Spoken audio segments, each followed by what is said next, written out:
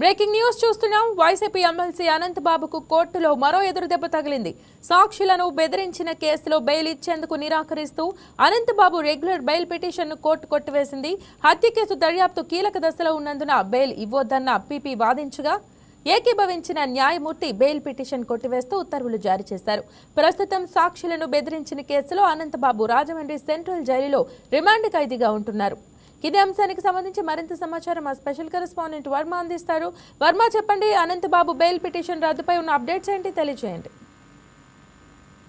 మయ్యా తన వ్యక్తిగత డ్రైవరు హత్య కేసులో సెంట్రల్ జైల్లో ప్రస్తుతం కారాగారంలో ఉన్నటువంటి అనంతబాబుకి తాజాగా సాక్షులను బెదిరించిన కేసులో బెయిల్ కావాలంటూ కూడా ఆయన పిటిషన్ దాఖలు చేశారు. అయితే ఆ సాక్షులను బెదిరించిన కేసులో బెయిల్ ఇచ్చేందుకు ప్రస్తుతం ప్రత్యేక కోర్టు నిరాకరించడం అయితే జరిగింది. ఇది అనంతబాబుకి పెద్ద ఎదురు దెబ్బనే చెప్పాలి. మామూలుగా ఏదైతే గతంలో శిక్ష 128 రోజుల పాటు శిక్ష అనుభవించినటువంటి నిందితుడు ఎవరైతే అనంతబాబు ఉన్నారో ఆ బెయిల్, డిఫాల్ట్ బెయిల్ కూడా ప్రస్తుతం ఆ పిటిషన్ కూడా రద్దు చేస్తూ రెగ్యులర్ బెయిల్ ను కూడా క్యాన్సిల్ చేసింది. దాన్ని కూడా కొట్టివేసిన పరిస్థితులు అయితే ఉన్నాయి. అయితే ప్రస్తుతం సాక్షుల్ని వాళ్ళ స్టేట్మెంట్ని రికార్డ్ చేస్తున్న తరుణంలో ప్రస్తుతం ఈ కేసు అత్యంత కీలకంగా ఉంది.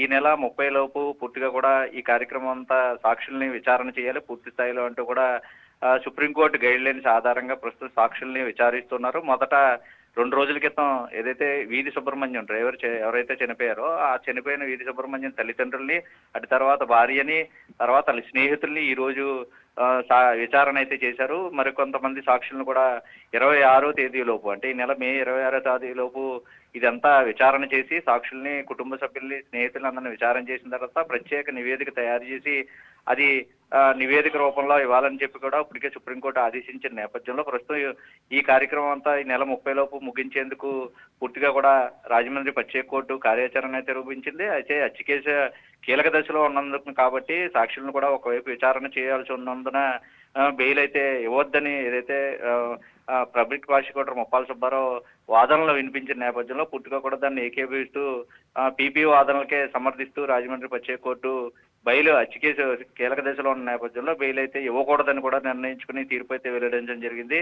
అయితే అనంతబాబు ఏదైతే తనకి రెగ్యులర్ బెయిల్ కావాలంటూ వేసిన పిటిషన్ కూడా కొట్టేసినటువంటి న్యాయమూర్తి స్థానికులను బెదిరించే కేసులో కూడా హైకోర్టులో మళ్ళీ బెయిల్ కూడా దాఖలు చేశారు. రెండో కేసులో సంబంధించి దాన్ని కూడా నిరాకరించినట్టుగా న్యాయమూర్తి అయితే తెలియపరిచారు. పూర్తిగా కూడా ప్రస్తుతం వెంటనే అనంతబాబుని, ఎందుకంటే రాజమండ్రి కారాగారం దగ్గరలో ఉంది కాబట్టి రాజమండ్రి ప్రత్యేక కోర్టులోనే ఈ వాదనలు వినిపిస్తున్న నేపథ్యంలో పూర్తి స్థాయిలో పబ్లిక్ ప్రాసిక్యూటర్ ఉన్నట్టు ముప్పాల సుబ్బారావు వరుసగా 2 రోజుల నుంచి, ఎందుకంటే మొన్న రద్దు అయిన తర్వాత సాక్షులను విచారణ చేస్తున్న సమయంలోనే డిఫాల్ట్ బెయిల్కి సంబంధించి, అలాగే రెగ్యులర్ బెయిల్ సంబంధించి రెండో కేసులో సాక్షులను బెదిరించిన బెయిల్ గురించి కూడా పూర్తి స్థాయిలో అన్ని తానే ప్రస్తుతం వాదనలు వినిపిస్తున్న నేపథ్యంలో ఎక్కువగా పీపీకే వాదనలకే న్యాయమూర్తి పూర్తిగా కూడా వాదనలు సరిపోల్చుతూ కూడా ఏదైతే తీర్పు వెల్లడించడం జరిగింది. రెగ్యులర్ బెయిల్తో పాటు ఇప్పుడు రెండో కేసులో కూడా బెయిల్ ఇచ్చేందుకు అయితే ప్రత్యేక కోర్టు నిరాకరించడంతో ఇది ప్రస్తుతం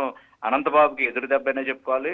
తాజాగా మరికొద్ది, అంటే ఈ విచారణ జరిగిన తర్వాత, ఇప్పుడు సాక్షుల విచారణ, కుటుంబ సభ్యుల విచారణ జరిగిన తర్వాత ఆ రిపోర్ట్ని బట్టి మరి ఏ విధంగా తీర్పు వెలువరించబోతారో. ఎందుకంటే సాధారణంగా హత్య కేసుకు సంబంధించి కేసు రెగ్యులర్ గా నడుస్తూ ఉంది, దాని వాయిదాలు కొనసాగుతున్న నేపథ్యంలో ప్రస్తుతం సాక్షులను ప్రలోభ పెట్టారన్న రెండో కేసు కూడా రావడంతో అప్పటికే డిఫాల్ట్ గా ఉన్నటువంటి బెయిల్ కోల్పోయినటువంటి అనంతబాబు ఇప్పుడు తాజాగా వేసుకున్న కేసులో కూడా బెయిల్ రాకపోవడంతో మరికొన్ని రోజుల పాటు కారాగారానికి పరిమితం అవ్వాల్సి ఉంటుందని ప్రస్తుతం పీపీ కూడా ఆయన మాటల్లో చెప్తున్న పరిస్థితి ఉంది. ఇప్పటిలో బెయిల్ వచ్చే అవకాశాలు కూడా తక్కువని ఆయన అయితే చెప్తున్న పరిస్థితి ఉంది. ఏదేమైనా ఇటు రెగ్యులర్ బెయిల్కి అయితేనూ అటు డిఫాల్ట్ బెయిల్కి సంబంధించి రెండింటిలోని ఎదురు దెబ్బే తగిలిందని చెప్పాలి. మాజే right, thank you very much.